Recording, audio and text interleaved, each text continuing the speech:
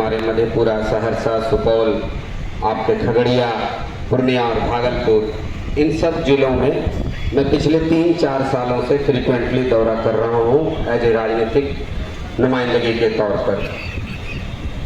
आज जो मुल्क की स्थिति है, सबसे पहले तो मैं जितने भी बिहार से लोग आए हुए हैं, आप लोगों ने अपना इंट्रोडक्शन दिया और अपने बारे में बताया, उनका बहुत ही खैर मकदम, बहुत ही इस्तकबाल भी करता हूँ। और मैं अपने बारे में बताऊँ, मैं एक पॉलिटिकल थिंकर भी रहा हूँ और पॉजिटिव पॉलिटिकल थिंकर। मैं जब स्थिति देख रहा था 2014 के बाद जो बीजेपी सरकार का उन्माद था और कांग्रेस और आरजेडी, कह लीजिए कि इंडिया गठबंधन जो अभी है वो पूरी तरह से चुस्त दुरुस्त तरीके से चुनाव रणनीति के तहत नहीं लड़ रही थी। आप देख रहे हैं कि जहां 2 गुट में बटे हुए थे, एक तरफ इंडिया गठबंधन और दूसरी तरफ एनडीए, फिर भी चुनाव इंडिया गठबंधन नहीं जीत पा रहा था, जबकि वोट 100% इंडिया गठबंधन को पड़ रहा था। वजह क्या था नहीं होने का? एक तरफ तो आपने सुना होगा कि ईवीएम की गड़बड़ी थी, दूसरी तरफ आप देखे होंगे कि पूरे हिंदुस्तान के अंदर और खास करके बिहार में आरएसएस इस कदर कदम पे कदम लगाकर हर घर में आरएसएस का एक एजेंट तैयार था। जो आरजेडी और जेडीयू और ये कांग्रेस कह ले, जो समाजवादी विचारधारा का ढोंग रच रहे हैं, उसमें आरएसएस इन कर चुकी थी। ऐसे दौर में, कठिनाई के दौर में प्रशांत किशोर जी का राजनीति में आना एक पॉजिटिव वाइब्रेशन है हमारे सोसाइटी के लिए, खास करके मुसलमानों के लिए। जो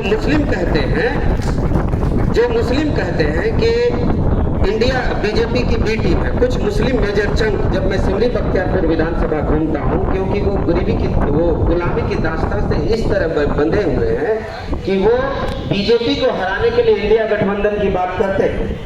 लेकिन जो पढ़े लिखे और थिंकर लोग हैं, जो पॉजिटिव वाइब्रेशन के लोग हैं, वो समझ रहे हैं अगर प्रशांत किशोर आके बीच में अपने बच्चों की रहनुमाई की बात नहीं करते, हिंदू मुसलमान को लड़ाने की बात एक तरफ एक माहौल में लाकर पैदा नहीं करते कि आप लोग मिलजुल कर चलें।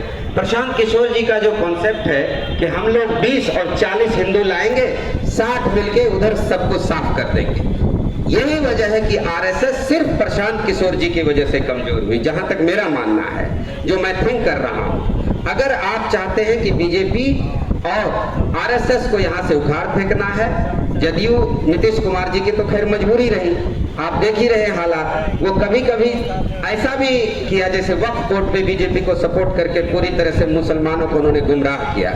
आरजेडी क्या की, जैसे वसीम भाई ने बोले कि आपको नुमाइंदगी करने के लिए उतने पैसे नहीं है, उतना बाहुबल नहीं है कि आपको टिकट दे दिया जाए और हिंदू समाज के लोग आपको वोट कर देंगे। ऐसा नहीं है। यहाँ पे मुसलमान लोग बैठे हुए हैं और हम लोग पढ़े लिखे मुस्लिम हैं और हम लोग चीजों को समझ रहे हैं और विपरीत धारा के हिसाब से हम लोग जो है ना तैरने की कोशिश कर रहे हैं। ये बहुत ही चैलेंजिंग टास्क है। कहते हैं चलो ना आज सही कल जरूर टूटेगा, चलो ना आज सही कल जरूर टूटेगा, गुरूर किसका रहा है गुरूर टूटेगा, ये मशवरा है कि पत्थर बना के रख दिल को, ये आईना ही रहा तो जरूर टूटेगा। तकरीबन जरूरत है यहाँ पे